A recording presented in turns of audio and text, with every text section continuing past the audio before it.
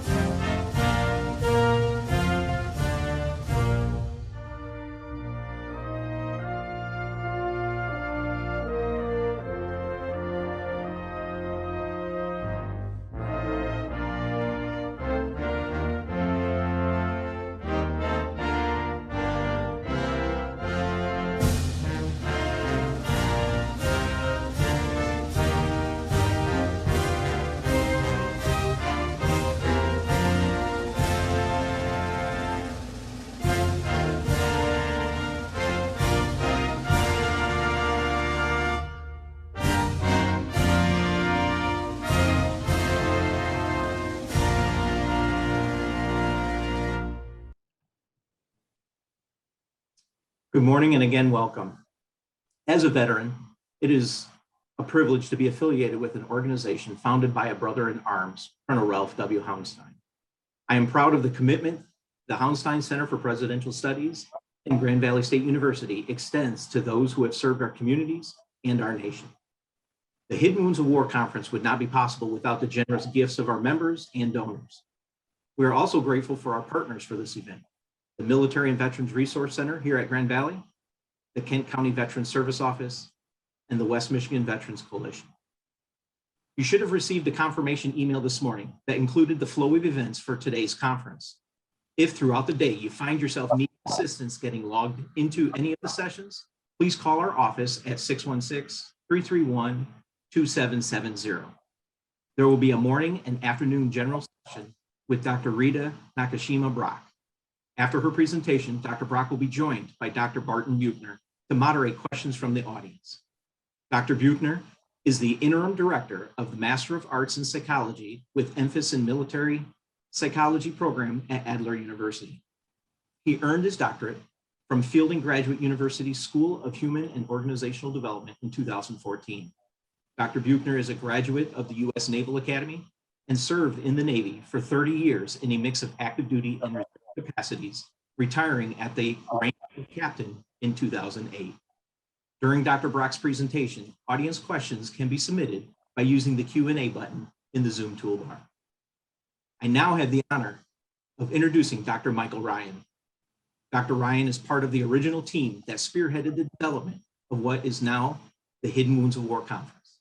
Dr. Ryan is a clinical psychologist in private practice here in Grand Rapids. For over 40 years, he has diagnosed and treated children and adults with neurological disorders, depression, and anxiety disorders. He has authored many articles and chapters on neurological and psychiatric disorders, including The Other 16 Hours in the Emeritus series. Dr. Ryan is presently a faculty member of the International Individual and Group Psychotherapy Association and writes a blog for the University of Michigan's website, Dyslexia Help. Thank you, Dr. Ryan. Thank you, Brent.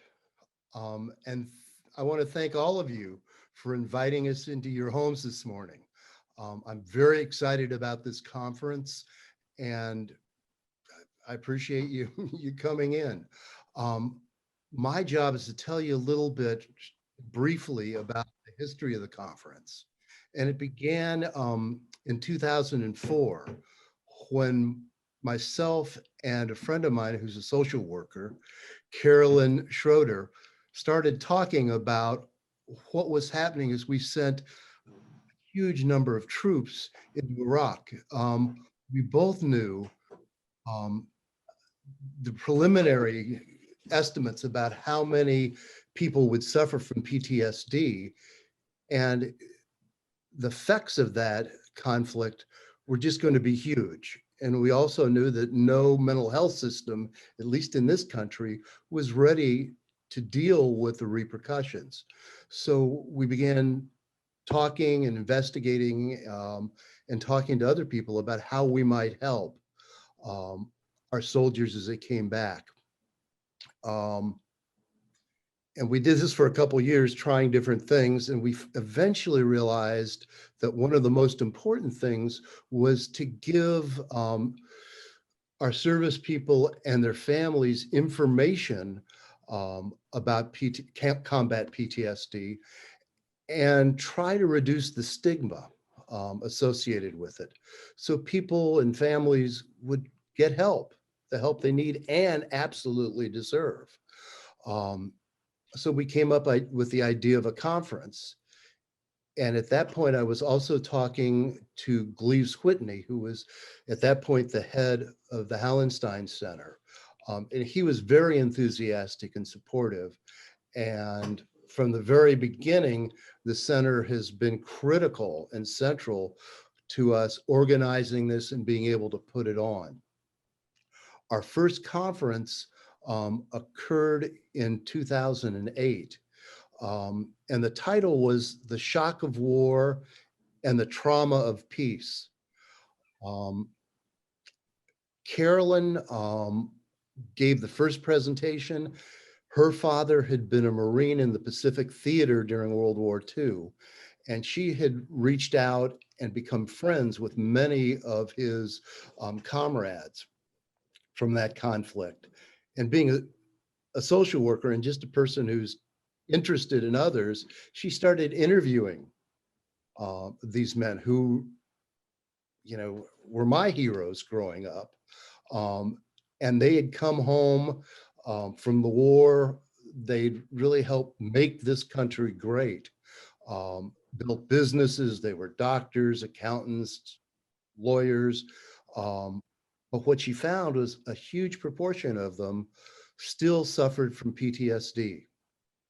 They went to bed at night and had terrible nightmares. They'd wake up in the middle of the night believing they were being attacked by the Japanese. And so her part in this was simply to tell some of their stories of these brave men who clearly had given so much for the country, and yet they still suffered from this problem. My part was to talk about the neuropsychology of it, the physiology, the fact that it's not a weakness of character or any kind of cowardice. In fact, some of our bravest men and women end up suffering from this condition, and it's physiological. It changes the brain. And so I spoke about that. And then, in fact, I get talking here and I have some slides. Let's see if I can. Fortunately, there's only 6 of them. Yeah. What? Can people see that okay? Good. So there's a picture of Carolyn and some of her colleagues. We also were lucky enough to have Jim Hodges come and talk about his experiences. He was in Vietnam and Laos.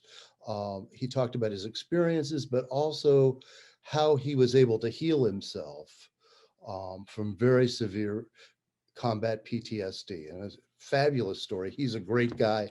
I know he's been here many times talking about different things, and he's an incredible advocate.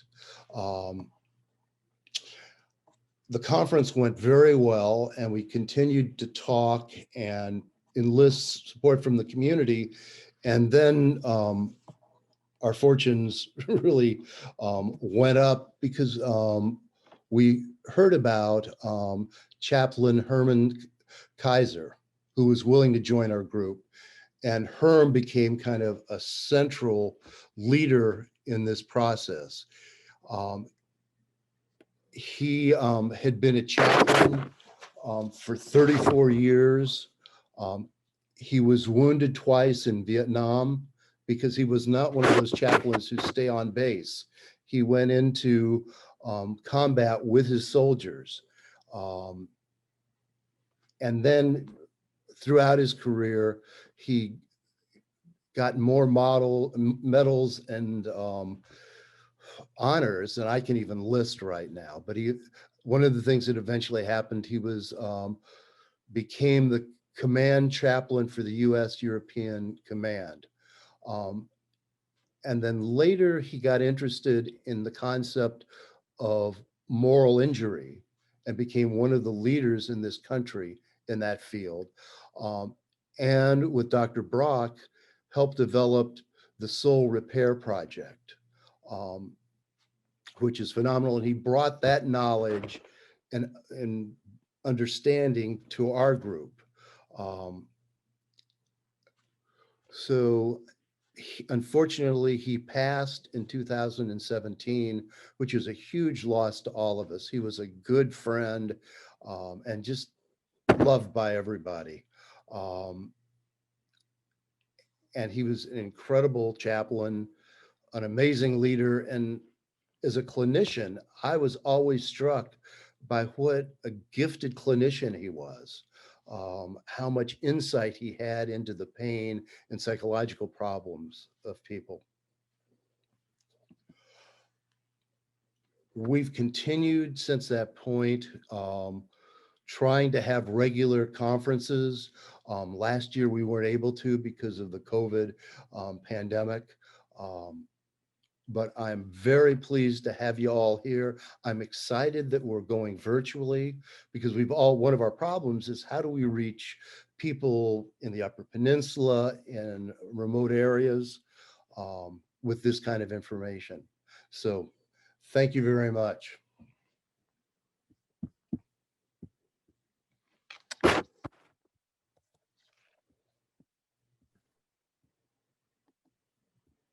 Thank you, Dr. Ryan.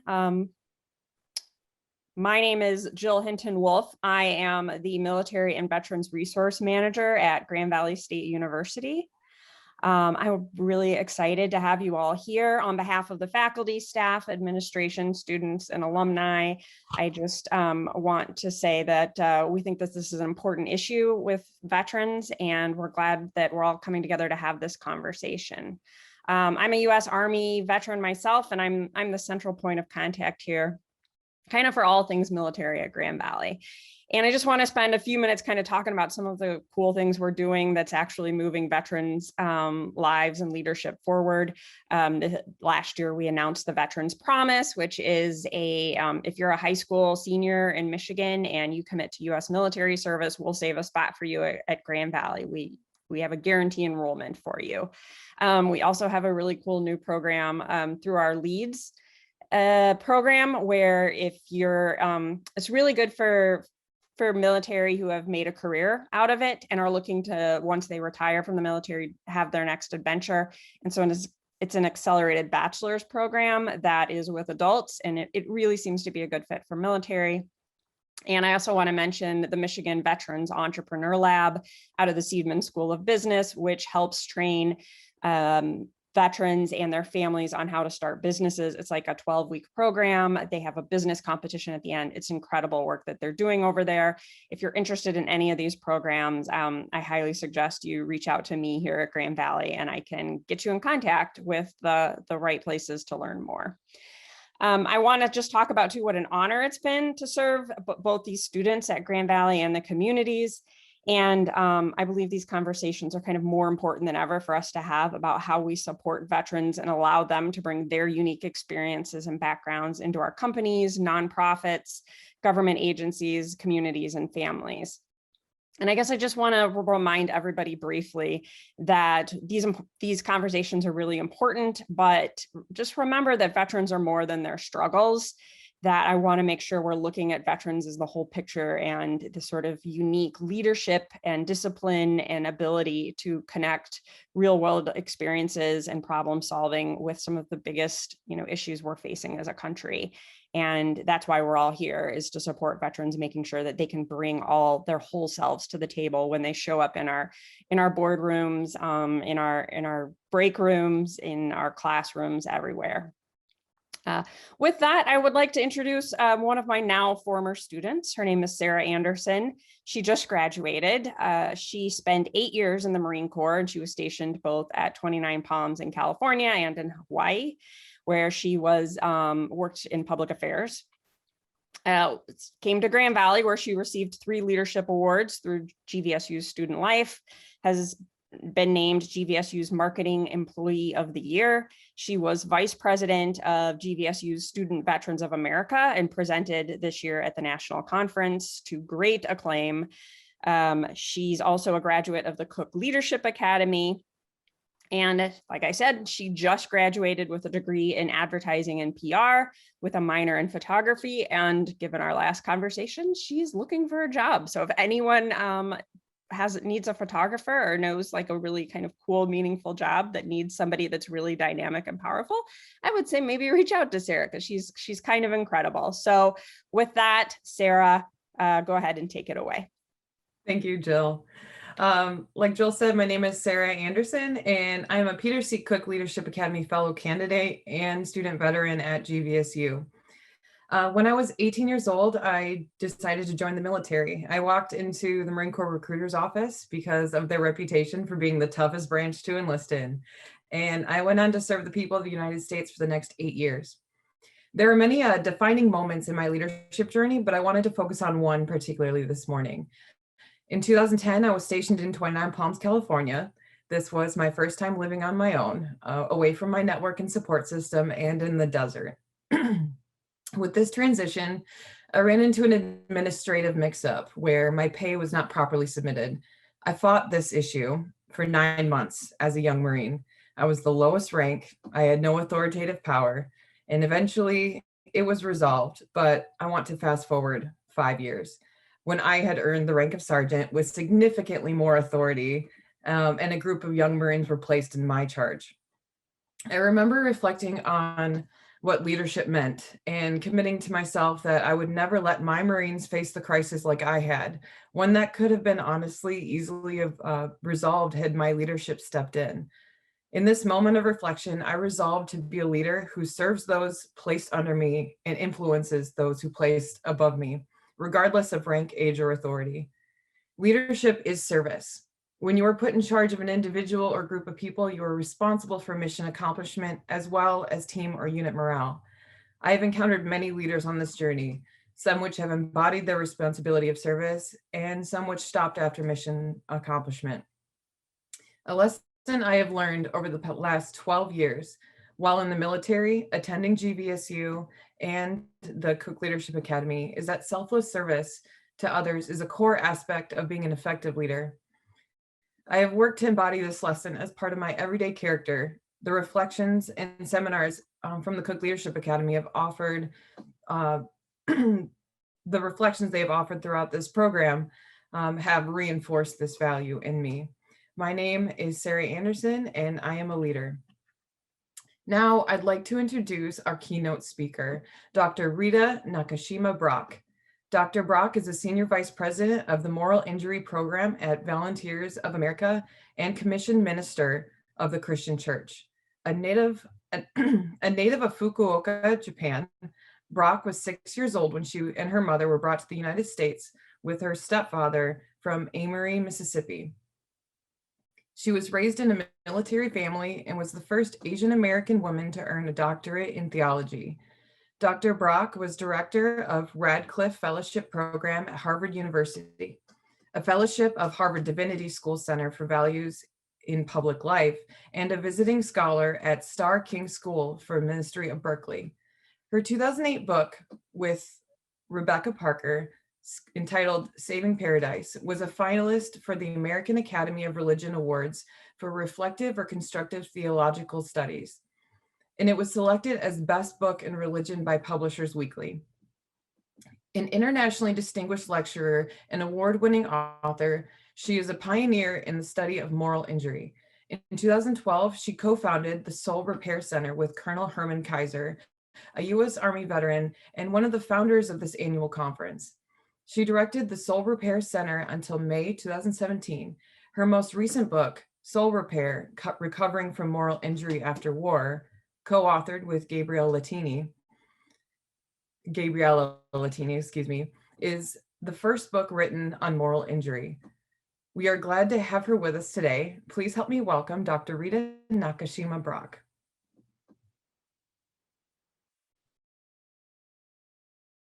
Good morning. I hope you can see my screen. Is the PowerPoint visible? Somebody nod. Oh, good. Okay. Technology is always an interesting challenge. I'm used to just walking up to a microphone with a clicker. So this process of doing all of this on Zoom can be quite complicated. So it's a pleasure to be with you all, and I hope you're all having a good morning. I'm delighted to be back at Grand Valley State. The last time I was here was when Herm Kaiser and I got to present together. So I was really glad that you got to hear a little bit about his very distinguished career. He not only served 30 years in the military, but he was called back twice, once to the Department of Defense and then again to the Department of State to serve his country. And he was actually in the Pentagon when the plane hit it on 9/11. And he told me he lost dozens of friends that day, but because he was there to give some kind of symposium, he was in his dress uniform. And he was the highest ranking officer in a dress uniform. And so Colin Powell asked him to be in charge of evacuating the building. And so he had many stories where he was in a pivotal point in American history, playing a quiet leadership role. He didn't ever boast about these things, but it was my great privilege to have known him at all. And we met in 2010 when he was the host of the Truth Commission on Conscience in War at Riverside Church in New York. And those of you that I know he's beloved in Grand Rapids, and I hope his wife, widow Artis, is watching this, and maybe even his sons, because those of you that know him will appreciate my first meeting with him was when he was hosting the commission at Riverside Church, and he had a very distinguished military record. So I was given a flash drive when he arrived. His person that picked him up had said he'd like a copy of this printed, which is his host speech for the commission. And so I went and got it copied and was taking it to the guest room where he was staying on campus. And somehow in my mind, I had this idea of a very formal, distinguished person who had this amazing military career. So when I knocked on his door, and a guy that looked a little like a clean-shaven Santa Claus opened it and said, "Hi, I'm Herm," it was a little bit of a shock. It was like he was just such a warm, caring, ordinary person that you would never have guessed that he accomplished all the things that he accomplished in his life. And I think that was the secret to success, is that he was so kind, caring, and approachable that you were never intimidated by who he was and what he'd done in his life. And we worked together on the Soul Repair Project, submitted a grant to Lilly Endowment, and the two of us co-founded the Soul Repair Center at Bright Divinity School, and co-directed it for 2 years. At which point I think Herm finally retired for the 6th time. He said he flunked retirement, that he finally, after 6 tries, managed to do it somewhat, although I think his involvement with this program and this conference is a testimony to the fact that what he meant by retirement might not be what ordinary people mean by retirement. But I just wanted to lift him up because I feel very honored to have known him at all and know that he was a major force in these Hidden Wounds of War conferences. So I want to begin my talk by talking a little bit about what we mean by morality, because often moral questions get slotted into a field of study called ethics, where basic principles about right and wrong are studied in order to help people make decisions in difficult situations where the right thing to do might be confusing or unclear. And I want to make a case this morning that that kind of morality is a tiny, tiny fraction of the ways that we are moral human beings. And moral injury is much more comprehensive than a breakdown in the ability to feel confident about knowing right from wrong. It's a whole person experience, moral injury is. And although I'm going to be talking mostly about it in military veterans, it is certainly something that's part of the process of being human, that we are susceptible to moral injury. And in fact, if you've been following media reports at all and news coverage about the pandemic, you will have seen multiple essays about moral injury in healthcare and how people who are working on the front lines of the pandemic are facing some conditions like battlefield medicine and experiencing moral injury themselves. If you want to talk about that later, we can talk about it. But my focus today is military veterans. So what is morality then, if it isn't just ethical decision making? And the first thing it is, and maybe the most important thing it is habit.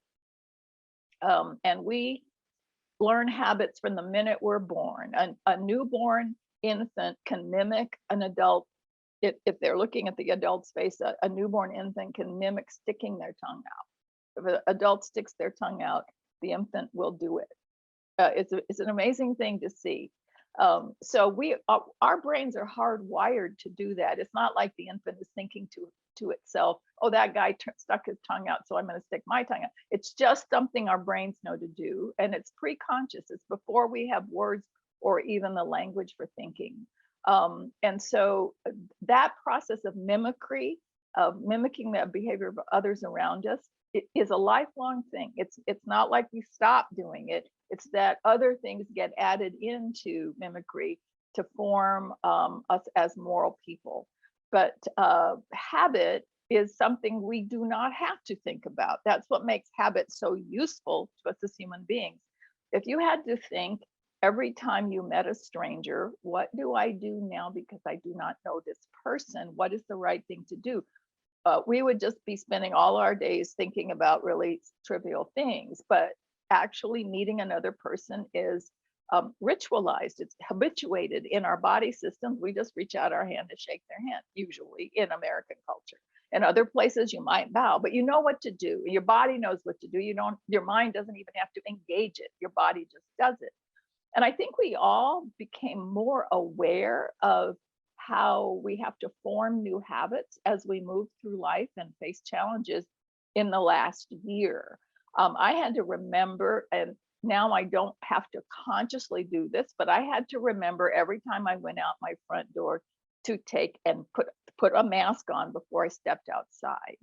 And I had to put them by the door so I would remember, and slowly I got sort of used to it.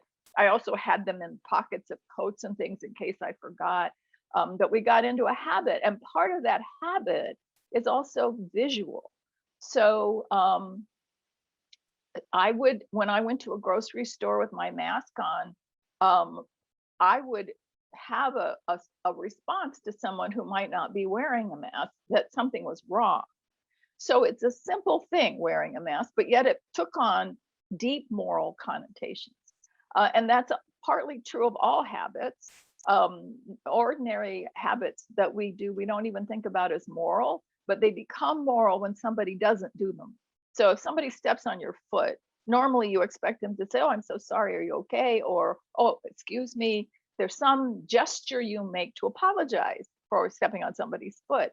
That if somebody does that and they don't apologize to walk away, then we're a little disturbed, like, well, what's wrong with that person? So even simple things have moral content, and we are actually moral a lot by just the habits we learn, and the emotional reinforcement we get for being good people because we're courteous and we do the right thing in social situations. So that's an important dimension. And when I talk a little bit later about military training, you will see why habits are so crucial to human behavior and moral behavior. So the second element of being moral, of course, is a meaning construct, because we get millions, maybe even billions of pieces of information that come into our brains through our perception all day long. And if we had to track all of it, we would go crazy. So we have a framework, a filter, that's our meaning construct.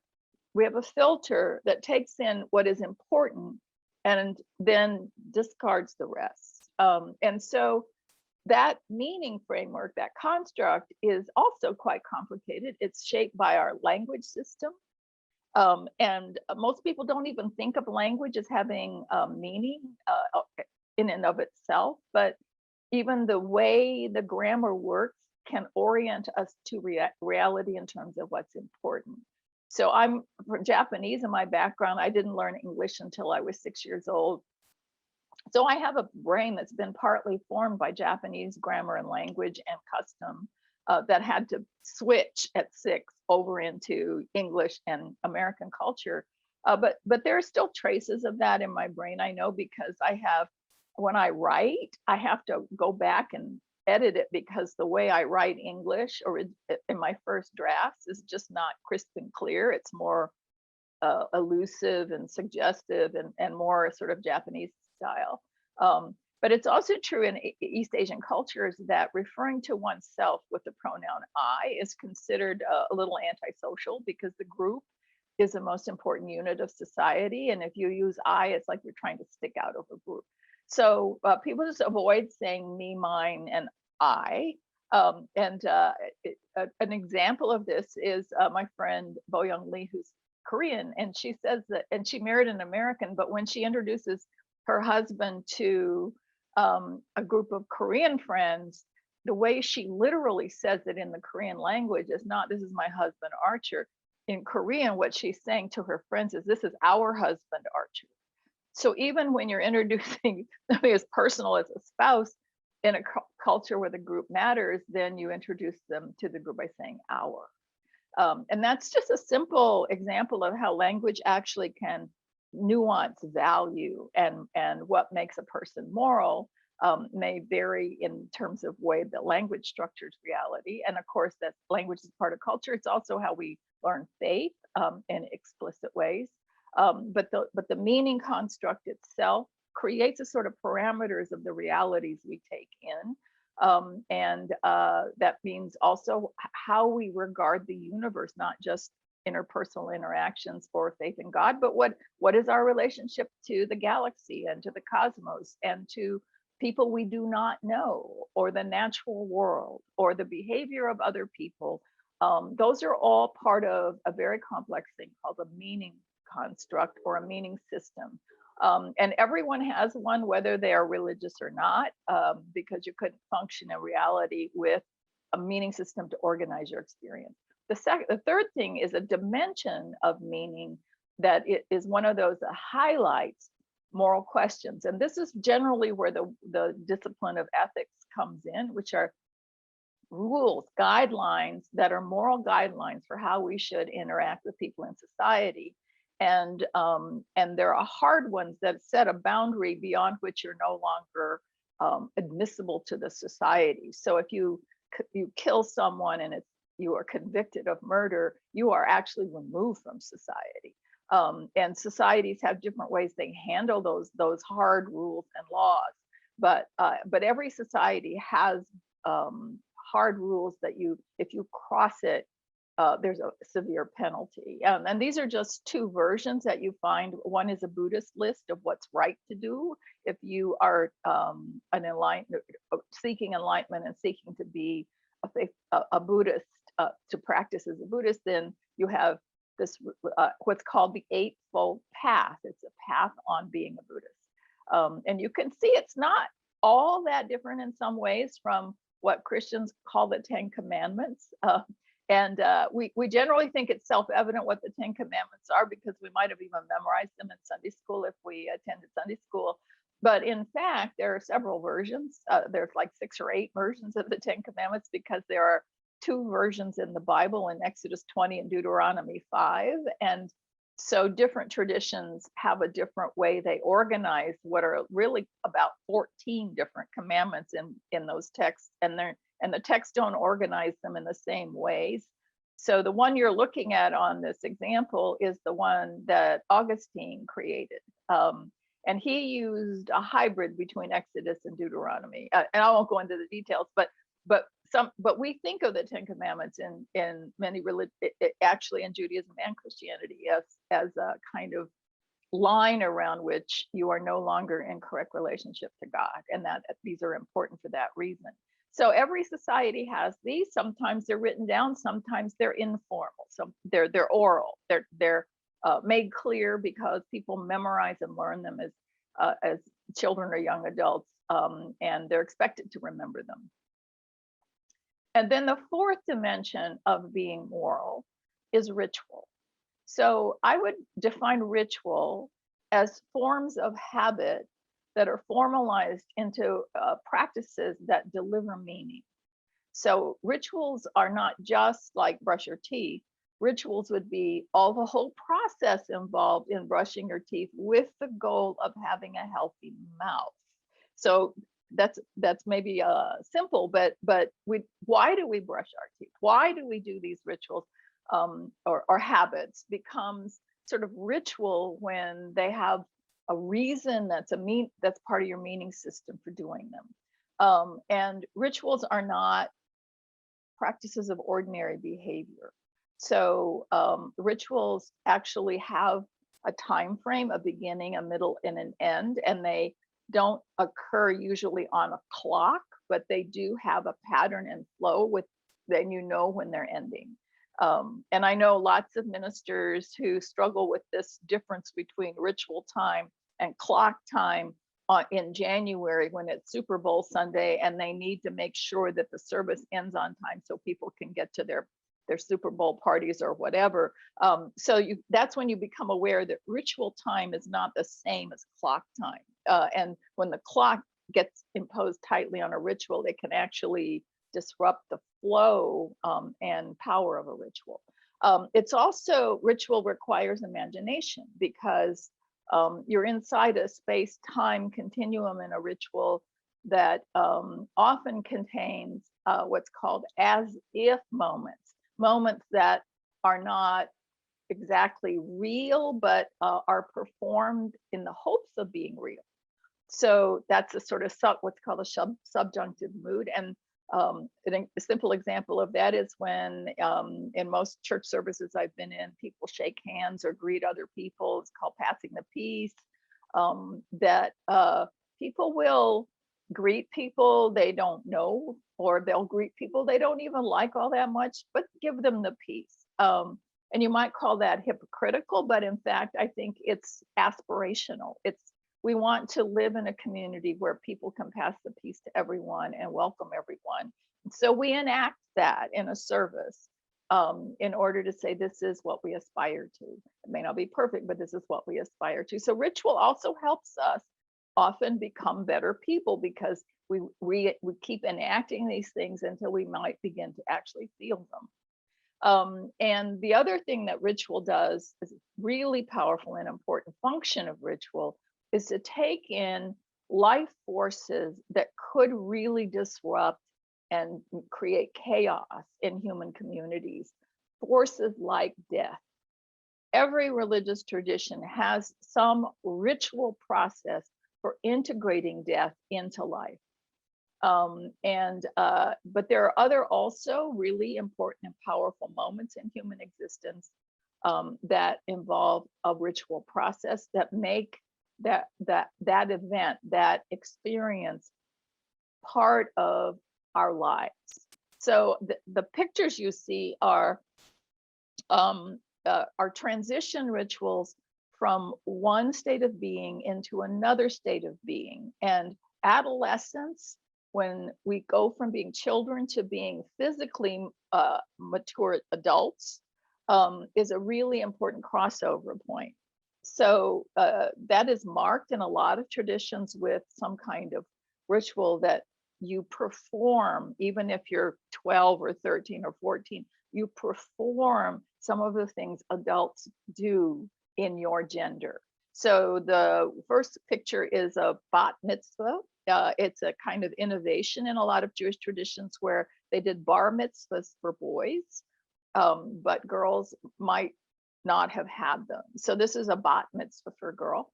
And she is reading from the Torah in Hebrew. That is part of being an adult, is to be able to read from the Torah and to practice Judaism as a faith.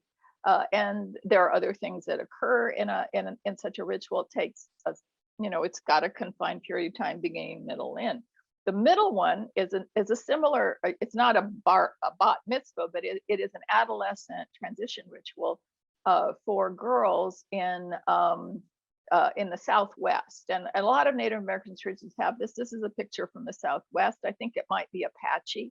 The girls, it takes about 3 days. This is a very long ritual where they show their physical strength by running, and they perform certain things. And at the very end, they cook a giant corn cake as part of their role as an adult female, is to prepare food and feed people.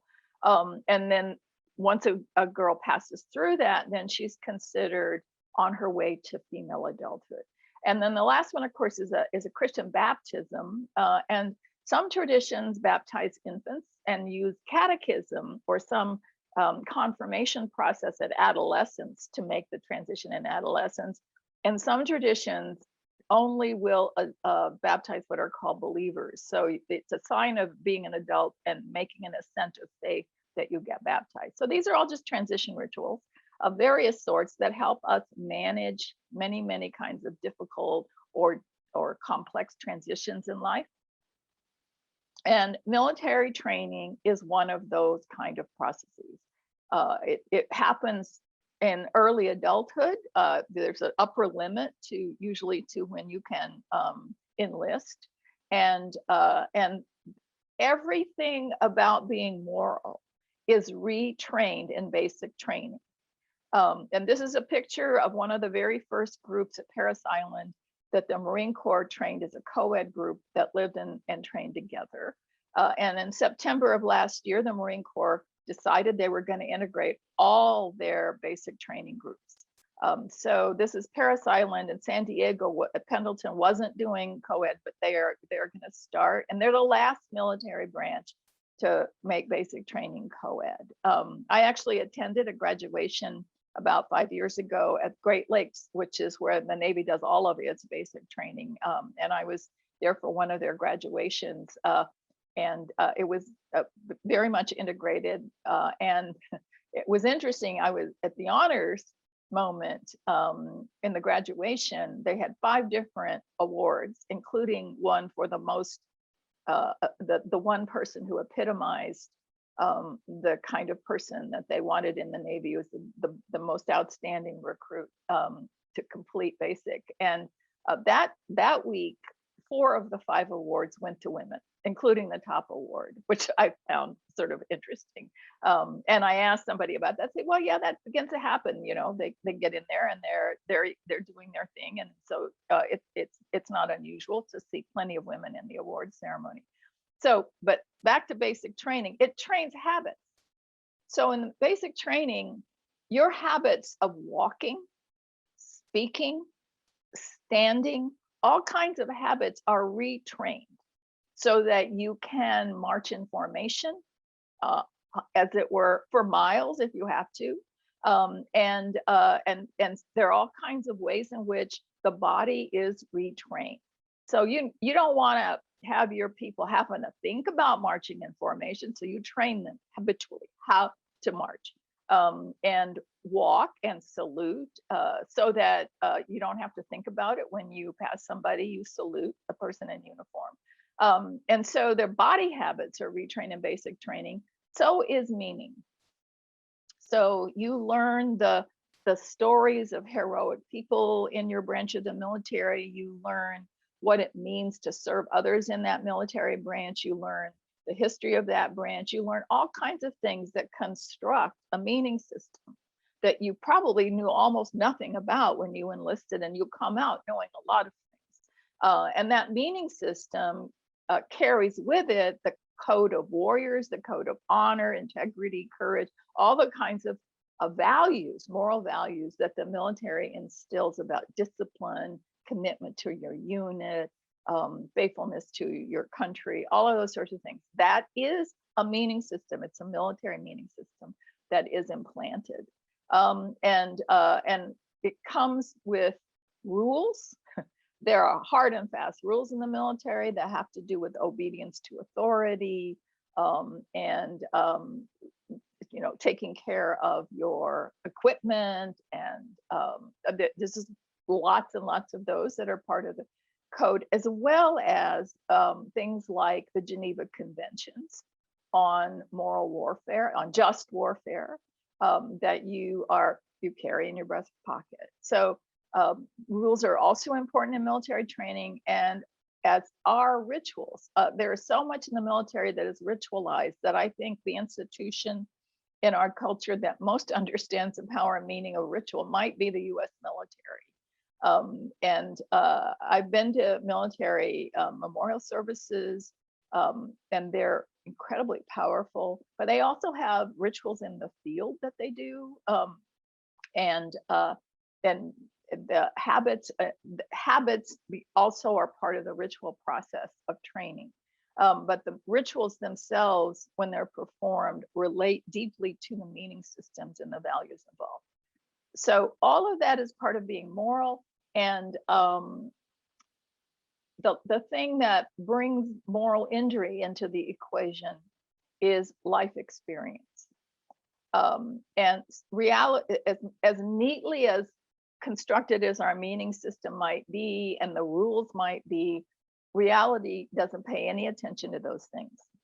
And so we may encounter experiences that completely disrupt and make chaos of what we thought we knew and believed. How we respond to those things, what resources we have, the culture and context we're in, all of those things determine how we handle devastating and disruptive experiences in human life. So with that, I want to make a point that moral injury is not a disorder. It is not something that's pathological or wrong with people. It's the way our moral conscience and meaning system responds to experiences that it hasn't been prepared to take in. I think we now see how profound something like a pandemic can be to a whole society in terms of disrupting what it thought it knew about itself, what it understood its government to do. All of those sorts of things have been deeply, deeply challenged by the pandemic. So the Dalai Lama's comment on this is, through difficult experiences, life sometimes becomes more meaningful.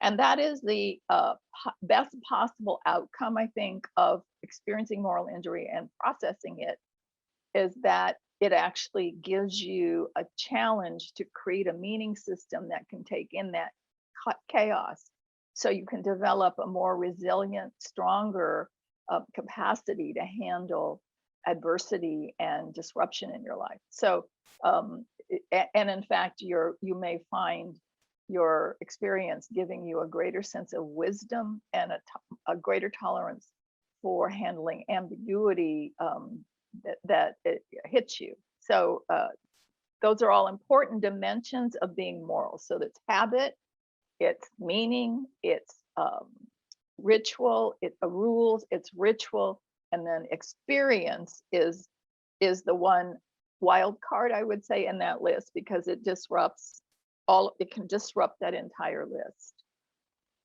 So this is a list of events, experiences that a group of VA clinicians created and tested to see if it might be useful in helping people not exactly diagnose, but discern the presence of moral injury in someone they might be counseling.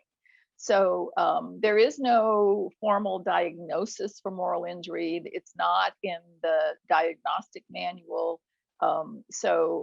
This is not what you would call a diagnostic tool. It is a scale to measure exposure that might have resulted in moral injury. And it's the military version. There are now at least 2 or 3 versions of this. One is for medical workers, another is for child protective services, and I think another one has just been created that's called the Moral Resilience Scale for nursing.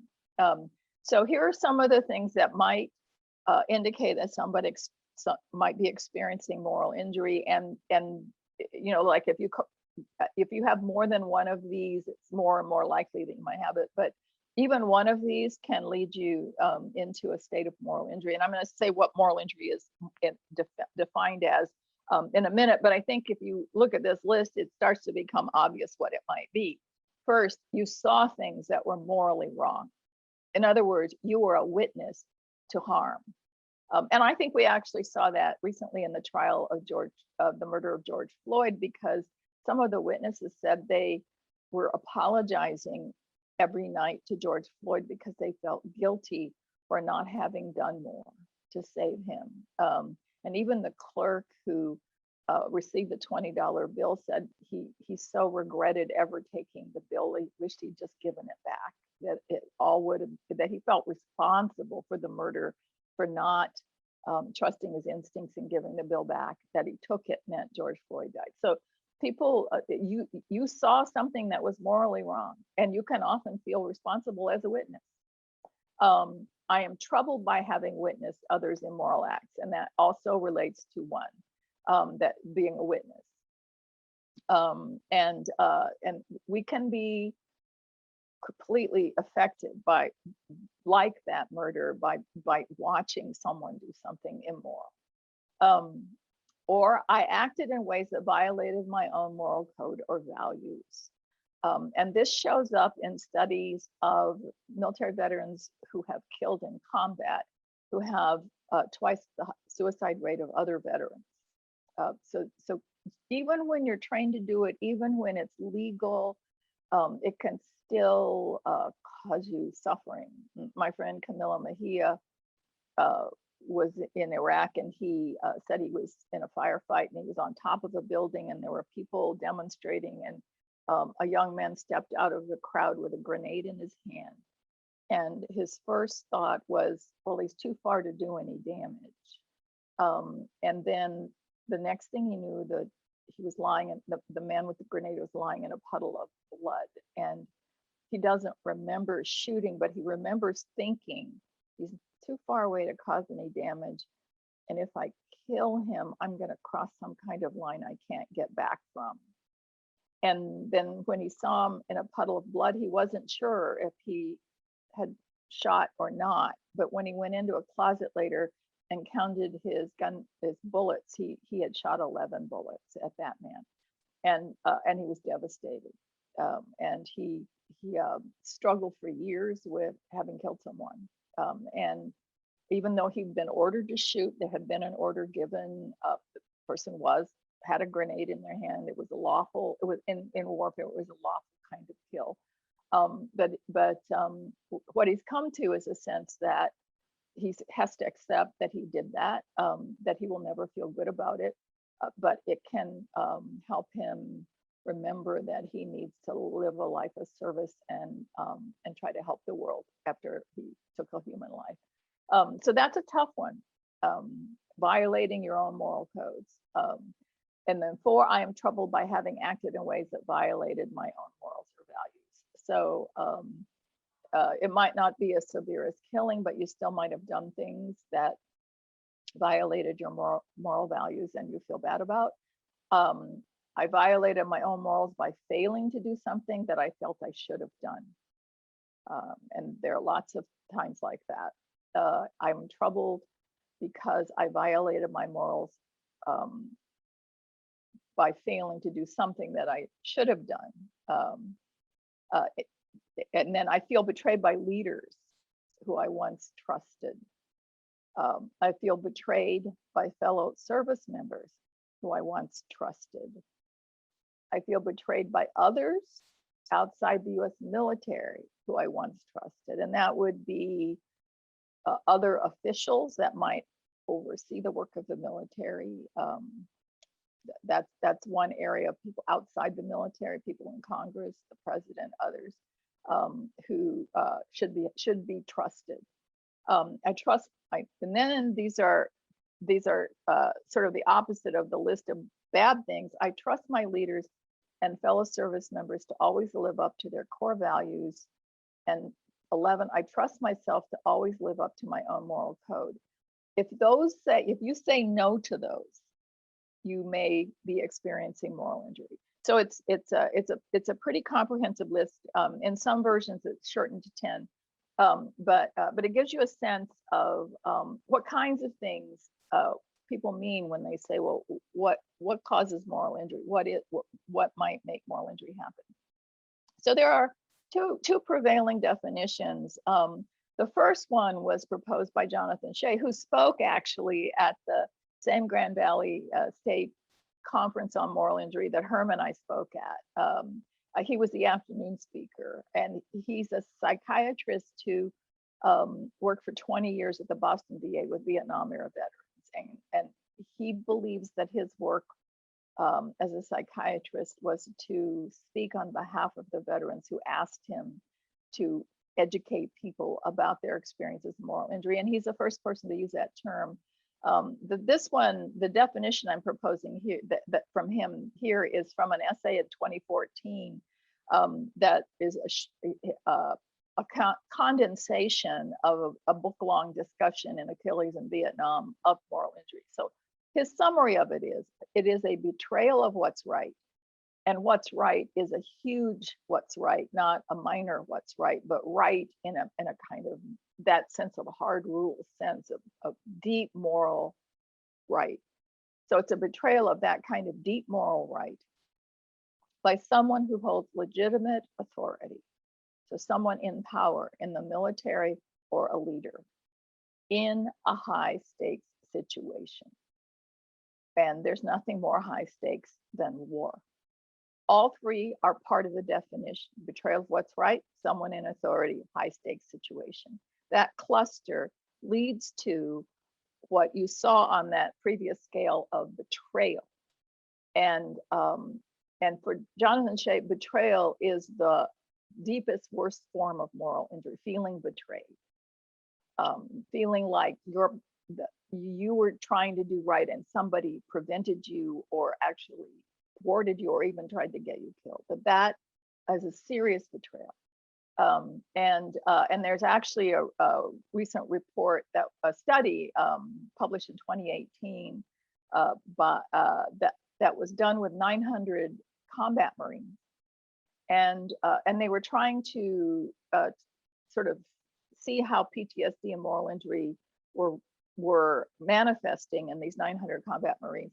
And they found that their rates of PTSD were actually not highly elevated, partly because the Marine Corps trains you for the kind of fear you may face in combat.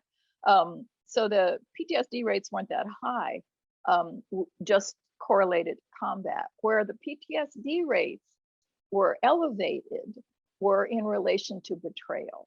So I'm going to talk a little bit about the difference between PTSD and moral injury, but it appears as though betrayal is especially complicating in relation to moral injury and PTSD. So Brett Litz and his team in 2009 proposed a different definition of moral injury. It doesn't contradict Shay's definition, but I would say it more adds to it and tries to fold Shay into a larger definition. So they first in 2009 said that moral injury was perpetrating, failing to prevent, bearing witness to, or learning about acts that transgress deeply held moral beliefs and expectations. And what they did was say it wasn't just that somebody else might violate what's right and betray you, you yourself might betray your own moral expectations, or you might witness things that betray your own moral expectations that don't have to do with authority, but might have to do with someone in your squad or maybe even your best friend doing something that's profoundly disturbing. So the key point in this 2009 definition is that the individual also must be or become aware of the discrepancy between her or his morals and the experience, the moral violation that caused dissonance and inner conflict.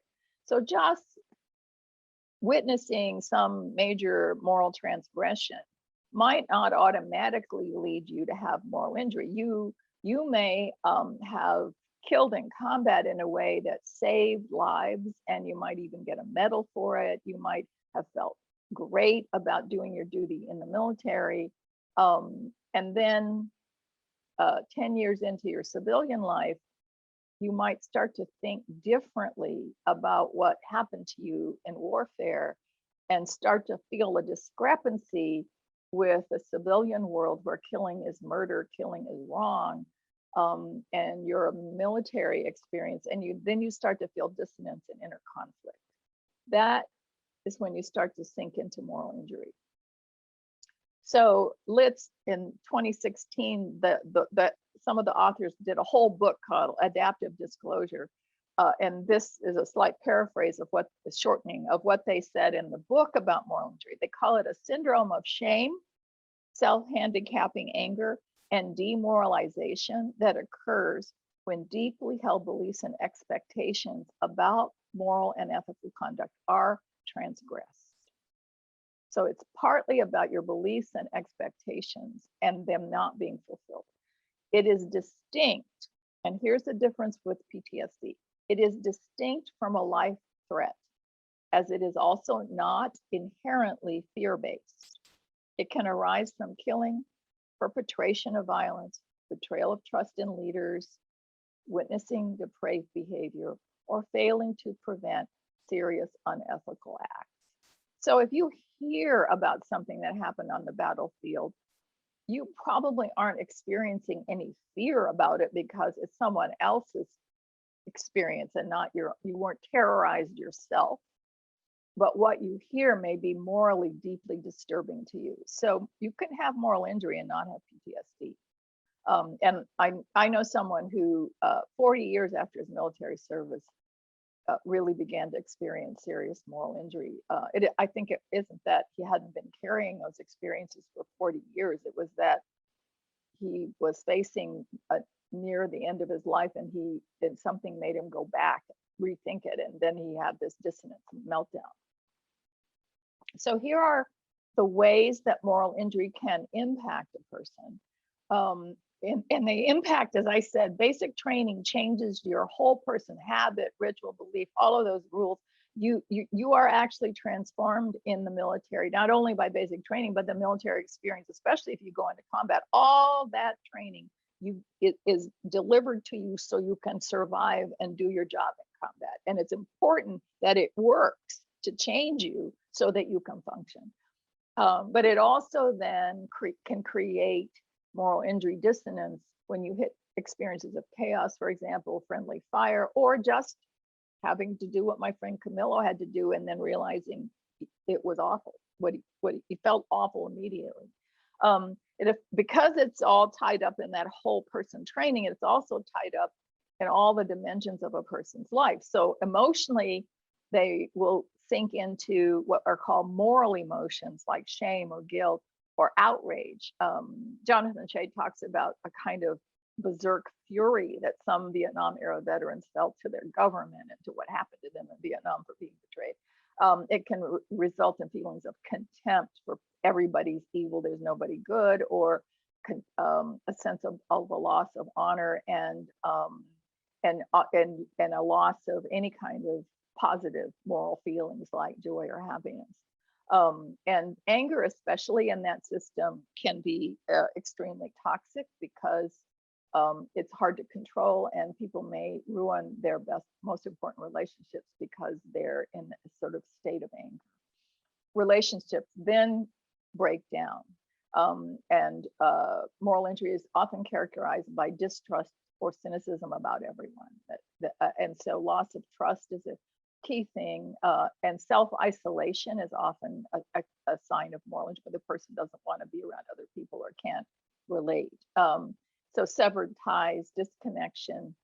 A person may even feel like they've become evil, and if they're around people too much, they'll contaminate them with their own bad stuff. So, they can come to feel like they're unforgivable. Those are all the ways that relationships break down. Their self-concept is changed by moral injury. They may believe they're no longer good, can't be trusted, are failures, and develop a sense of hopelessness or despair even. Their concept of the world will have changed. They may be furious with God because they were taught that God, if you pray with a sincere heart, God will fulfill your prayers, or that God is caring and loving and will protect you, and then you get wounded or your best friend dies. And you may decide that you're angry at God, or that God doesn't exist, or that there's no goodness in the world. Life has no meaning or purpose. Those are all concepts. That's your meaning system. Your meaning system can be deeply shattered by a morally injurious experience. And then your own capacity to be in charge of yourself, to have a sense of agency that's deliberative and does what you want to, controls your behavior so that you can relate to the world in positive ways the way you want to relate to the world. That can break down so that you have a difficulty calming down because you're angry a lot, or and you can't control your anger. Just sort of you're surprised at how often things make you angry. One of our veterans in our program that we ran in Volunteers of America said that his wife said to me, you know, before he was in your program, Mike couldn't play with our daughter. She's like, daughter's about 4 years old. He said she couldn't, he just get impatient. He was just angry all the time, and he couldn't play with her. And it was miraculous when he came home from your program. He plays with her and he really enjoys her now. And so he was having this loss of self-control. Often there's impulsivity and outbursts, or they're shut down and cold. When my father came back from a second tour in Vietnam, he was a medic there in his 40s. His first assignment was at Normandy. When he came home from Vietnam, he was shut down and cold. I didn't know as a 18-year-old what was wrong with my father. I just knew he wasn't the person who left for Vietnam. So the unresponsiveness is another sign that something's going on. And then moral injury is also unstable. There's no, it's not like if you get shot in the leg, you have a wound and everybody knows you're wounded and it happened because of a bullet. Moral injury is much vaguer than that. People may think they're fine because they're intellectually able to repress the dissonance or conflict that they might be feeling, to function. I think a lot of medical people during the pandemic didn't like think about what was happening. They just did what they were trained to do as fast and as much as they could. And they tried to put one foot in front of the other and just keep going day after day after day because the emergency was so urgent. So when the moral issues, when their sense of demoralization, when all of that hits, will not be predictable. It might hit pretty soon after people are vaccinated. It might not show up for years. So moral injury is also not on a clock. It's a little unstable and unpredictable. So here's Bill Nash created this diagram. He's a clinician at the VA and a retired Navy psychiatrist who is one of the few clinicians in the Navy who was a combat veteran because he was sent to the Second Battle of Fallujah with his unit, his Marine Corps unit. And he created this diagram to sort of see that they share symptoms, but they're not really the same thing. So PTSD is a fear-based disorder or a fear-based, it's another kind of wound, because I think ordinary people get PTSD. It's not a mental health disorder, but it can become destabilizing of your mental health. So your fear center is just overactive. It's like you can see it in MRIs that the fear center grows to handle the level of terror that the experience or experiences created. And often your fear system actually turns off your memory processing system. So there's also like often holes in people's memory, or they can't even really remember what happened very well at all. And that's because their fear system didn't process what happened in the normal ways we have it. So it's still there. Your system takes that material in because you have to react to it, instantly, it might save your life. But later on, it might, that what happened to you might come in a nightmare or a flashback that isn't conscious. Like you could suddenly lose 10 minutes and wonder what happened, and you would be in 10 minutes of a flashback. So PTSD has these kinds of symptoms that are related to the way your fear system works. Moral injury is your whole brain system working. So your thinking system is thinking about how you feel around grief and shame and anger and sorrow and those kinds of feelings, which aren't really fear feelings, and yet they're profound. They're deep and they're profound. So with moral injury, you may just be sad all the time. It's just because you've lost people in combat, or you've lost your innocence, or you've lost your sense of goodness. It's a lot of loss in moral injury. And I think there's a sort of undertone of grief often. You may regret things you've done. You may be totally ashamed of things that happened, and feel alienated from all your relationships because you don't want to contaminate people. That's moral injury. But then both of them, you can have anger, because fear, of course, one of the aggression is one response to something fearful.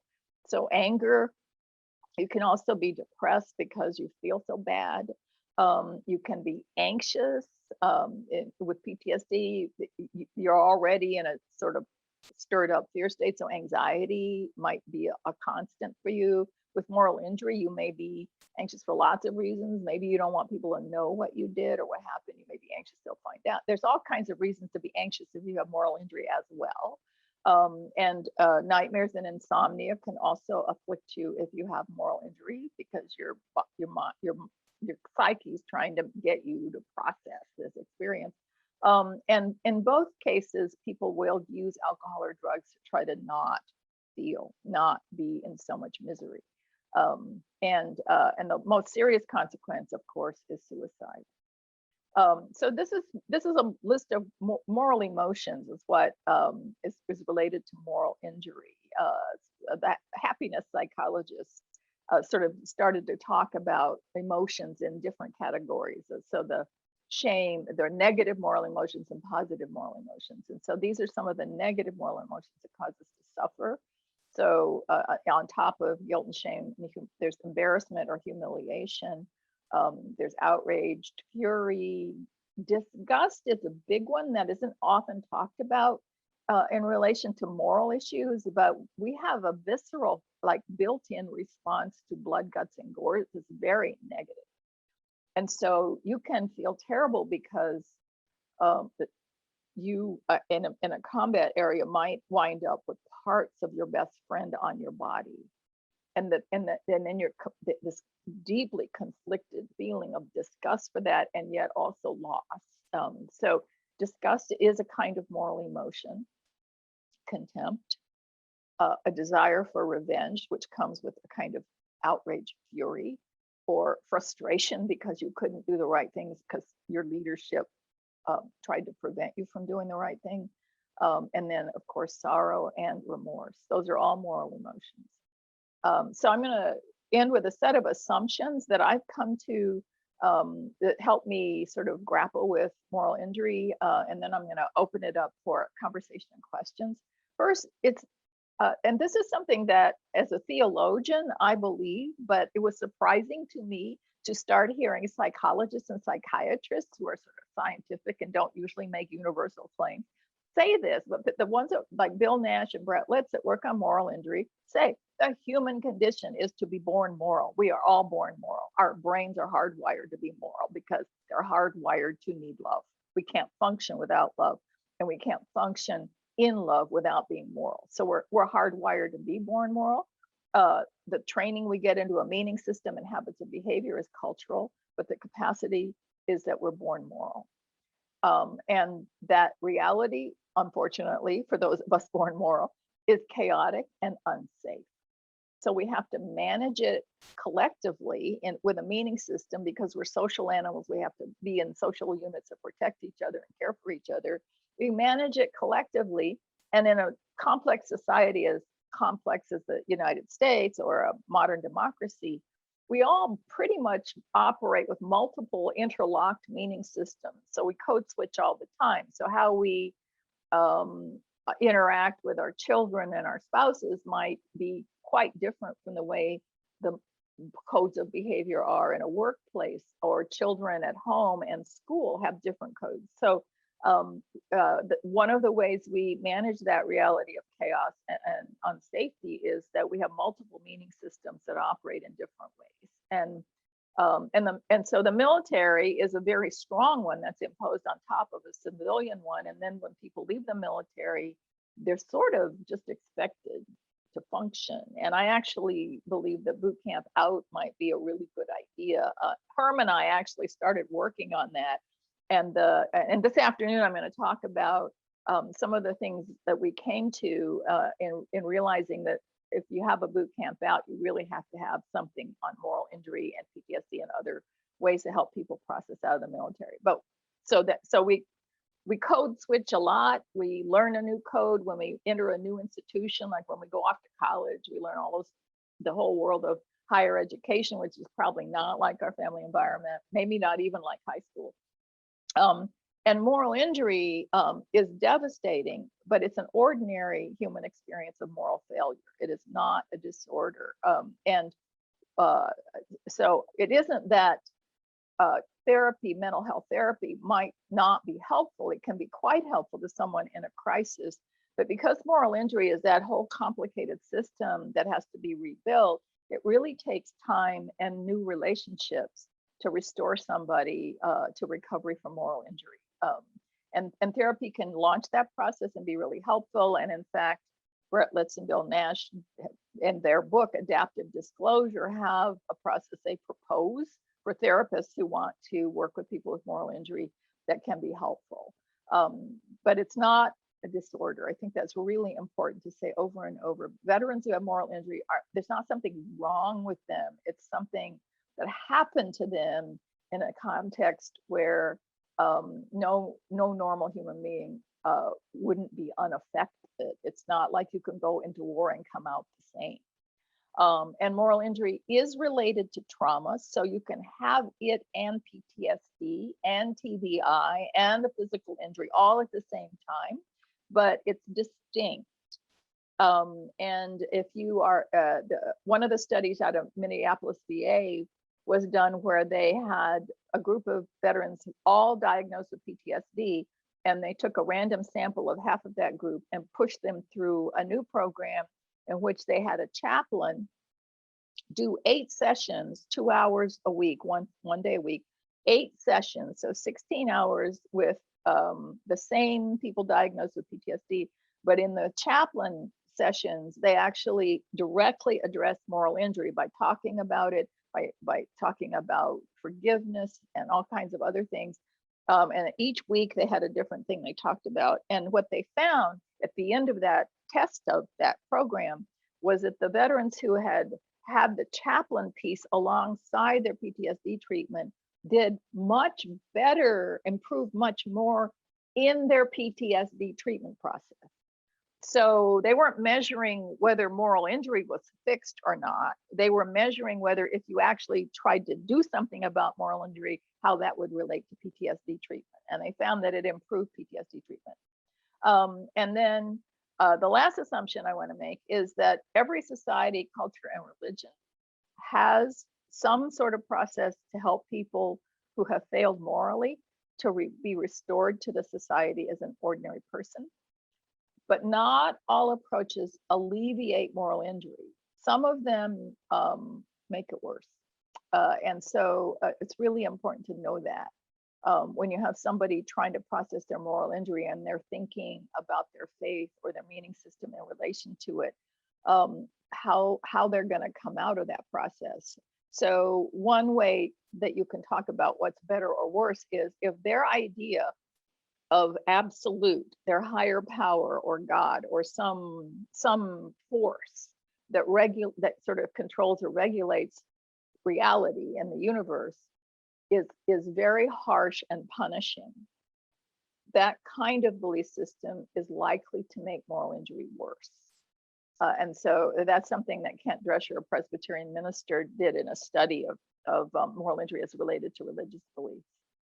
So this is going to be the topic of my lecture for this afternoon. So I'm going to stop sharing and open it up for conversation and questions. Well, thank you, Dr. Brock, for a very provocative and enlightening framing for what we will very likely be talking about this afternoon. We did have some expressions of appreciation coming through in the chat, but also some, I think, questions that your ending, I think, was a good transition for one, and particularly one from Jill Wolf at Grand Valley State, who is a student veteran coordinator, is very interested in how do we help the students to make a transition from the strongly ingrained moral frameworks that we acquire in the military to probably what is a multiple framing of moral systems that are present on a college campus. Yeah, that's a huge one, actually, because one of the student veterans that I worked with at Bright Divinity School had been an EOD in Iraq, and he said the first semester he went back to college, he had trouble transitioning.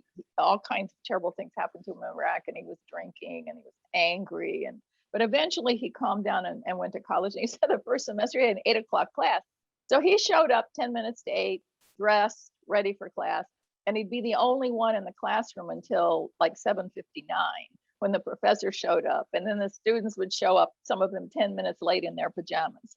And he was just so angry and annoyed at the professor for not enforcing this 8 o'clock start time. And he was really angry at his fellow students.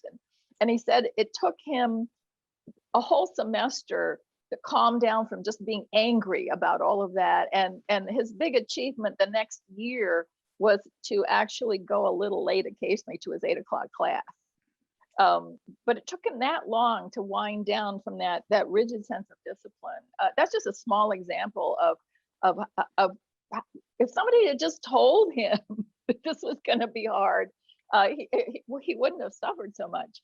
And then a provost at TCU, who's a geologist, said he had a veteran in his lab who was really good at organizing people, and they made him a lab director. Except nobody liked him because he barked at people all the time. He just said, "Do it," and he just sort of barked at them. And he didn't know how to help him, but nobody liked him. And he thought he was really talented, but he couldn't figure out what to do about his social skills. And he said one of his colleagues just walked up to the veteran one day and just said, "Stop that. You will not bark at people." And once she ordered him not to, he stopped doing it. And he said, "I wouldn't have known to do that." And somehow she had the instinct to do that. So it's such a strain. It's like a cultural clash. It's like when you have a student from another country and their behavior is just not, their habits just don't match. There's that level, the habits aren't working. So you gotta teach people new habits. And that can be done, I think, in even a student orientation process of just explaining habit, just explaining the difference. Sometimes you just need a cross-cultural translator. But it's also true that the issues around PTSD and moral injury are not habits. They're actual forms of emotional suffering. And the only thing I know to help that is to have people be able to talk about it in a non-judgmental context. And so the program we developed at VOA, which we did in a pilot tested for 2 years in person, I'll talk a little more about it this afternoon, is a veteran peer facilitated process. Because first of all, veterans understand the culture that people are coming out of. And they're veterans who somehow managed to make that transition and get through it. And they're all, our facilitators have gone through the program themselves. So they have processed moral injury and understand what that means. And then all we have to do is teach them how to facilitate the program. And I think that that is an easy thing to do on a college campus where you already have veterans who adapted to college. All you have to teach them is facilitation skills and what moral injury is and some of the ways that you can help process it.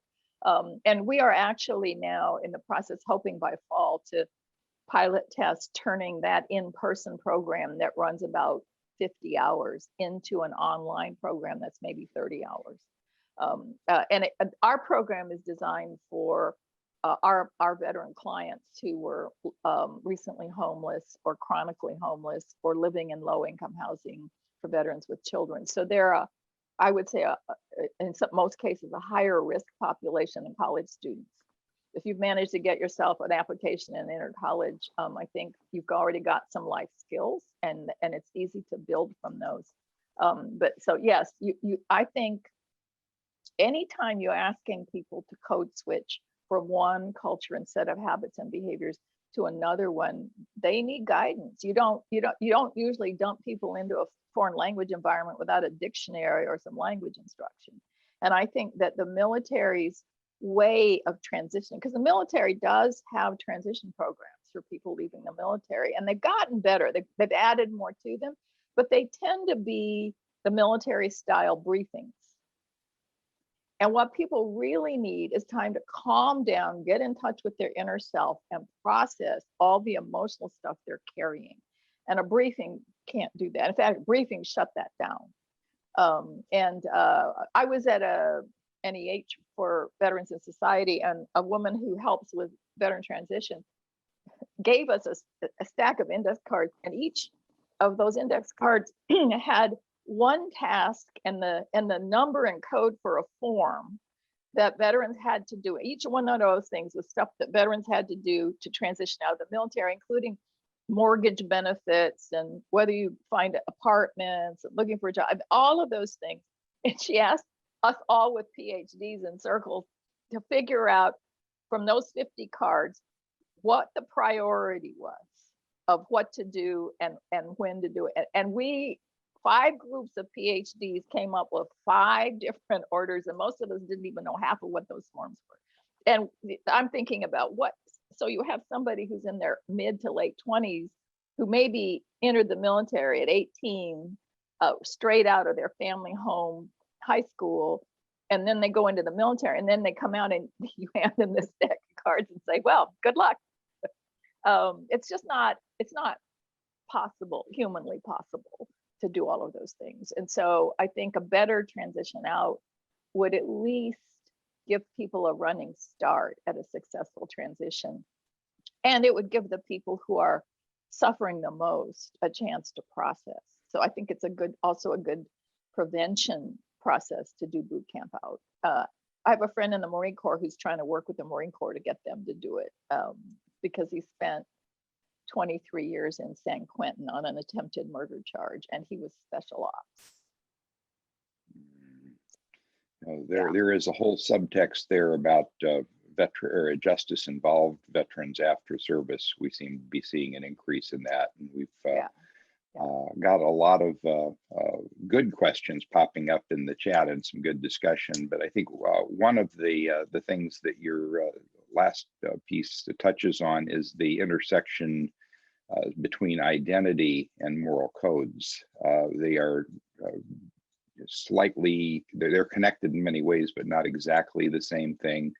And sense of identity can be changed in some ways by moving back and forth between contexts. So one of the questions that we had, a very practical one from a service woman who has experienced gender segregated boot camp versus the gender integrated boot camp, is there a difference in your mind in the way that prepares or either sets us up for moral injury or helps to prevent moral injury by integrating the boot camp experience?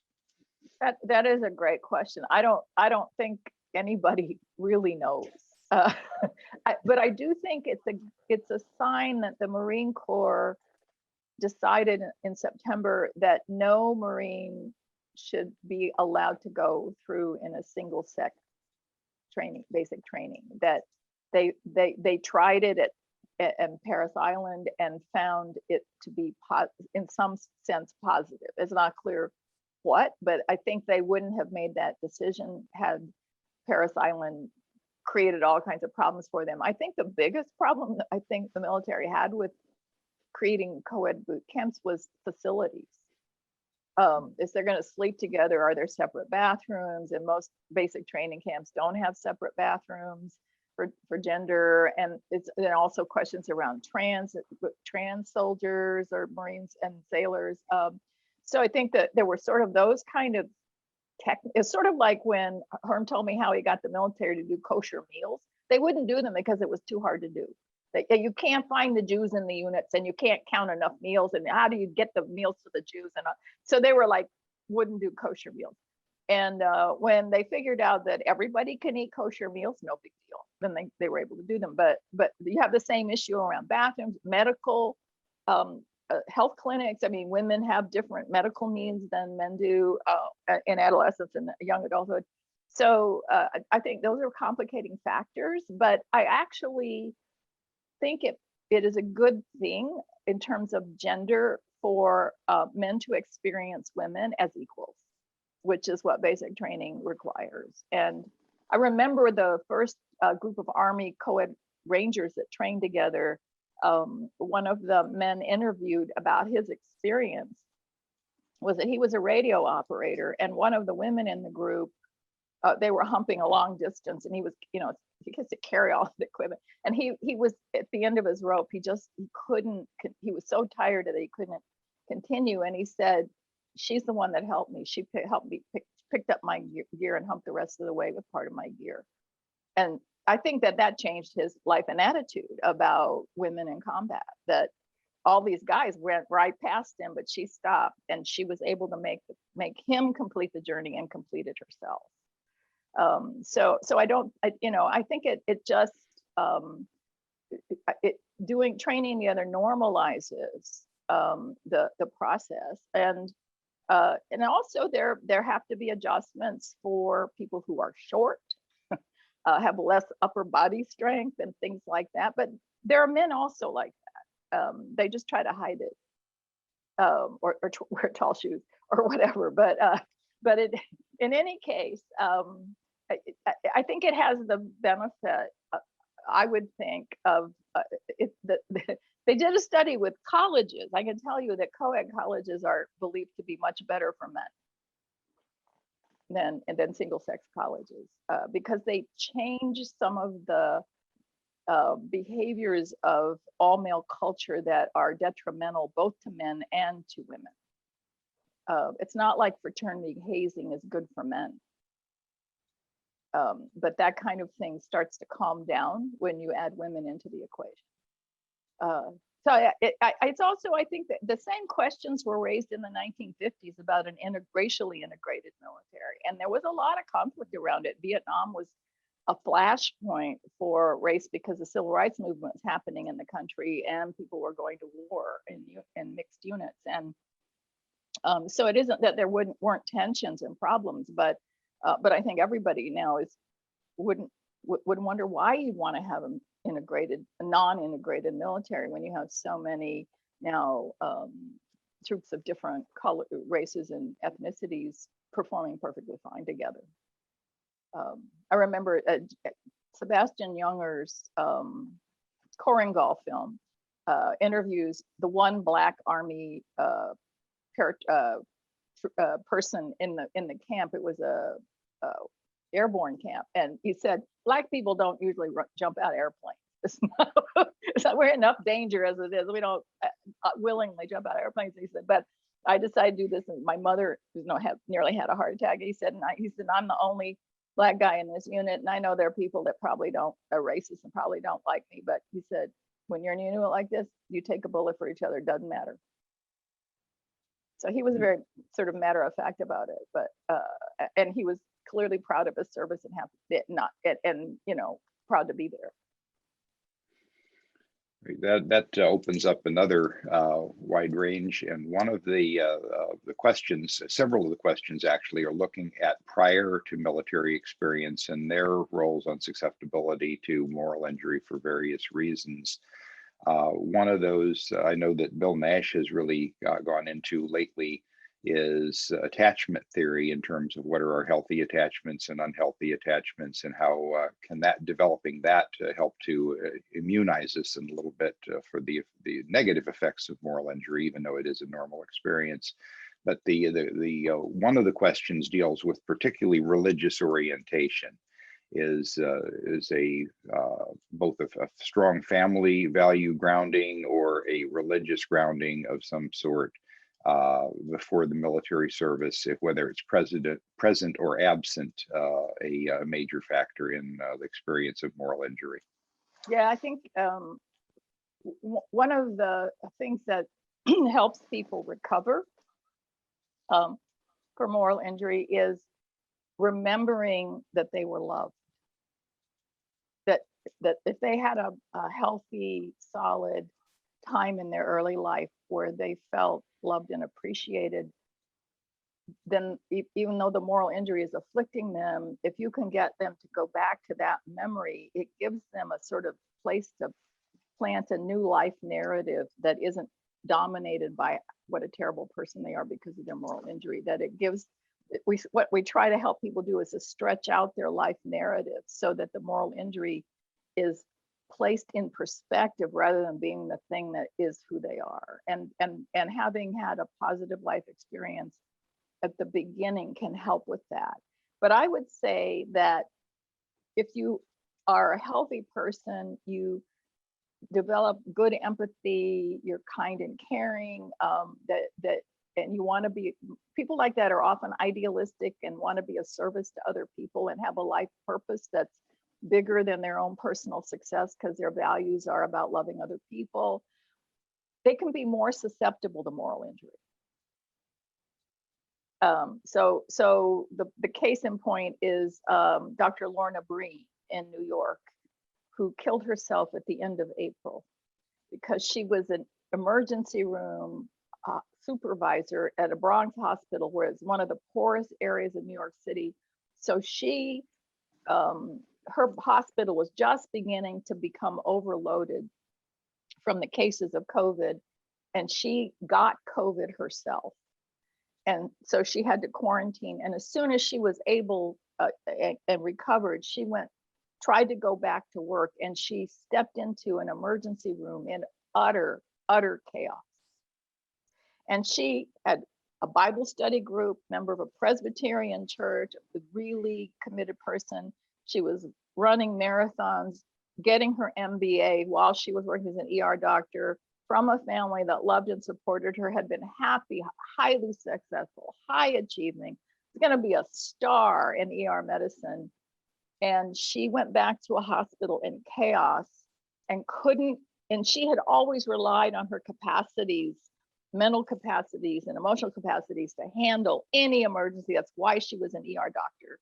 And she was utterly overwhelmed by the chaos. There were lines of ambulances in front of that hospital because they didn't have enough equipment. And when she was opening doors, ambulances, she was finding bodies instead of patients. It just devastated her. And she communicated with a close friend that she was feeling like she couldn't get control. She went into a deep depression and was actually sort of numb and a little bit incoherent. She was so overwhelmed. And her supervisor required her to go into a psychiatric hospital for a week because they were that worried about her. And then they released her to her family, and she started running again, and she seemed to be getting better, and that's when she killed herself.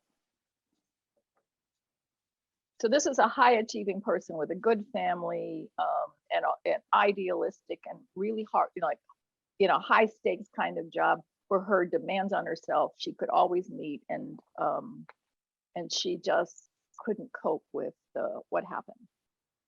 So and I think actually the people are beginning to realize that medical people aren't invincible, and that there are things that happen to human beings. And this is Jonathan Shay's point. And I think Jonathan's right about this. He's very critical of the sort of psychological way of seeing adult behavior as if you have a mental health problem, you had bad parents. So that if you have a good character, if your parents loved you, attachment theory worked, you were like Lorna Breen, you were high achievement, highly successful, and you had a good character, it could not be broken. And hers was.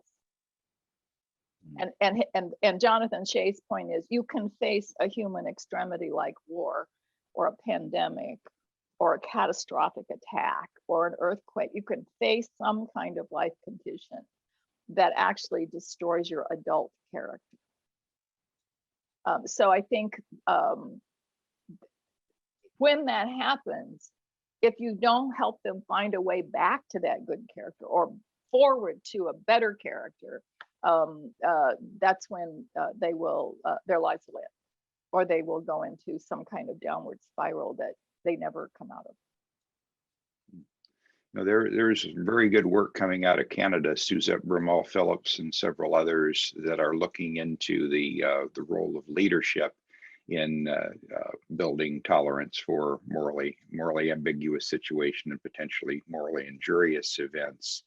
And one of the framings of that is that the pandemic has required professionals to operate outside of their scope of training and outside of their scope of comfort. And one of the differentiators between those that suffer from the experience of things going wrong is whether the leadership is willing to have their back, no matter how things go, in the sense of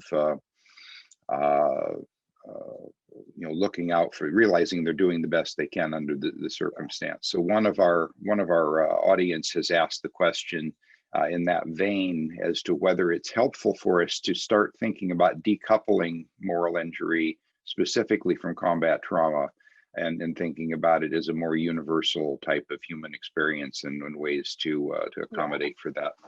Exactly. And that decoupling began, I would say, almost at the moment that moral injury got articulated in 2009, is that other people said, hey, I think I might have it, or I think I've seen it. So Wendy Haight, who is a social work teacher, a professor at University of Minnesota, began to study. She used that grid of all those exposure events and created one for Child Protective Services. And she did qualitative research. She interviewed people and made those into questions and then interviewed them about their experiences and published the results. And so she's done qualitative research to demonstrate that there is moral injury in social work, in Child Protective Services, and there's moral injury in parents in the Child Protective Service system. And I've been a consultant on a project that kind of got stalled out by COVID, where she was doing the same research with people who had been fostered as youth, of what the foster care system does to people. So she, I think, has documented that moral injury exists in social work, in Child Protective Services. And then Harold Koenig and a Chinese doctor, I think Wang, did a cross-cultural study using their own adaptation of that grid for healthcare doctors, and showed that moral injury also exposure exists in healthcare workers. So there, it's even now evidence-based. We're not just claiming we think we know it's there. There's some evidence base for saying those things. I think if you're a human being and you live through awful circumstances, you may not have the kind of moral injury that's so severe that you're thinking of killing yourself, but you may spend years deeply bothered and deeply like not yourself. So my example of that is a B-52 bomber pilot who served between 1959 and 1963 and in the B-52 fleet, and he was a pilot. And his crew, in the 4 years he served, made Crew of the Year 3 times. So he was pretty good. And I met him 40 years later. He'd read my book on moral injury in veterans, and he was in tears. He said, "This is me." And I asked him why he thought that. And he said, well, he said, I've been trying to figure out, he said, I got really sick a while back and I thought I would die. And then I didn't. And then I realized I needed to go to church, and it just sort of hit him what he'd done 40 years before in the Air Force. He said, I'm now trying to figure out how, as a 23-year-old married father of 2, how I could have put my uniform on every morning and gotten in my plane and been ready if called upon to do my duty. And my duty was to fly my plane fully loaded, drop a bomb in Russia that would start and end a war in 15 minutes. And then we were taught to fly at 80,000 feet, which you can, if we survived the blast, and fly until we ran out of fuel, and then glide our bomber to the ground, which you can do, but it takes about 500 miles. And he said, and we would be in Saudi Arabia or some foreign place. And when we landed, we wouldn't know if we had a family or a country to go home to. And he said, I can't figure out how I said yes to that.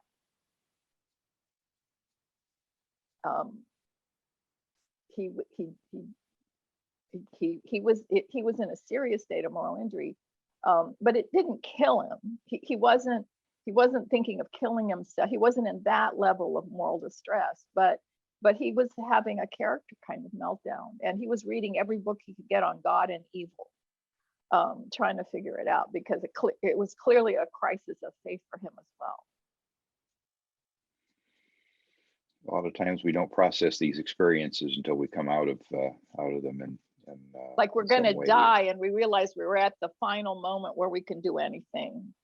And plenty of hospice workers say they have people who want to confess something huge because they know they're going to die and they don't want to take it with them. Mm. Yeah. And I think that begs the question too of realizing that we do live in a world that we are surrounded by multiple realities and multiple potentialities, and that our actions may have a bearing on them or it may not have a bearing on them.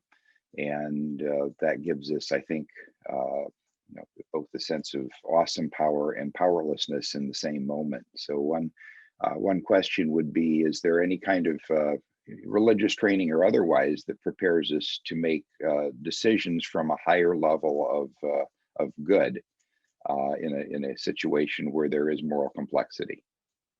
Well, that's another interesting question. One of the things that I have found useful for our program, and useful also to myself, is the Buddhist practice of mindfulness breathing. Helps you actually, if you do it as a regular practice, or something like it, some kind of process that uses your body system to actually calm down the stress in your system. That's what the breathing actually, it physiologically reduces cortisol. That if you can get the distress you're carrying, the emotional distress you're carrying, to calm down enough that you can become aware that those emotions are fleeting. They're not who you are. They happen to you. And the same with your thoughts. Even the things you think kind of drift through your mind and drift out, and that there's this epipoise, epicenter, that is a self that I would call the observer. That's the self that is calm, that can feel the feeling and let them go, can take a thought and let it go. That self is what keeps you from overloading the present with past trauma, because that's often how we respond to the present, is we bring in a whole load of suffering that we're carrying and dump it on the present, and then that distorts what we're seeing by the way we carry that. So it's like Japan says, anything that sticks out gets hammered down as a nail, right? And so if we think if we have a hammer, that's our trauma, everything that sticks up, we have to hammer it down. It's like we misread things, so that we don't, if you can get to that equipoise place, it's more like you now know how to stand on a rocking boat. It's not like the world is not going to be chaos and all these, but you learn this sort of flexibility of standing on the rocking boat. You're not so rigidly tied to this trauma that's going to drive you forward. And it's the same with thoughts, that often our thoughts are distortions also based on suffering. And so to realize that you don't have to hold this thought if it isn't working for you.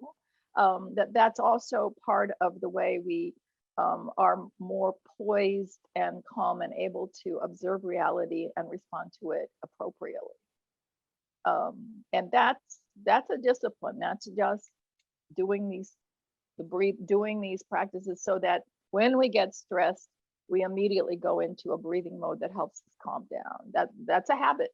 Some people have that habit, some people don't. But that's one way I know of.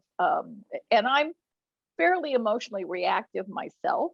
So when I'm starting to get angry something, I have to learn. I've tried to teach myself, breathe, breathe. You don't have to say anything right now. Breathe first, breathe a little, see if you know, and I usually almost always have a clearer, better thing to say if I do that. I don't always succeed. Some things really provoke me too fast, but it's that capacity, that what I would call a kind of self-possession, I think is a really important key to recovering from moral injury. And it's also a key to being an agent in the world and making a contribution to the world rather than spending your time feeling like you're a victim of the world. Beautiful. Well, thank you for that summary. I think Brent is reminding us that we need a time to breathe before we move to the next part of our program. And one of our audience members, Harold Mast, I think reminds us too that art expression and those kind of creative forms may also be a way of relieving this kind of stress. So thank you, Dr. Brock, for a very thought-provoking opening to our workshop in our conference today. And I'll give this back to Brent. Thank you, Dr. Brock and Dr. Buechner, for an engaging conversation about moral injury. We'll be taking roughly a 10-minute break here before starting into our breakout sessions. The link to the breakout sessions can be found in the confirmation email that you received this morning. If you have any difficulties finding the link or getting logged in, please call the Houndstein Center office at 616-331-2770. A survey will automatically pop up in your browser. Please take a moment to provide feedback for the morning general session.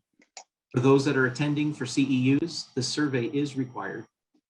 We will be releasing directly from the breakout sessions to our lunch break. We'll plan on reconvening at 1 p.m. for the afternoon general session, again with Dr. Rita Brock.